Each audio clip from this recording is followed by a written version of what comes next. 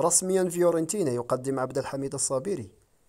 تعاقد فريق فيورنتينا الإيطالي لكرة القدم مع الدولي المغربي عبد الحميد الصابري قادما إليه من سامبدوريا من أجل تعزيز تركيبته البشرية. وقدم فيورنتينا الإيطالي اليوم الثلاثاء 11 يوليوز 2023 لاعب المنتخب المغربي بقميصه الرسمي، وذلك بعدما نجح في حسم صفقته خلال فترة الانتقالات الصيفية المقبلة. وكان عبد الحميد الصابري قد شارك مع المنتخب الوطني المغربي في نهائيات كأس العالم قطر 2022، إذ قدم أداء رائعا في جميع المباريات التي لعبها، قبل أن يشحه الملك محمد السادس بوسام درجة ضابط.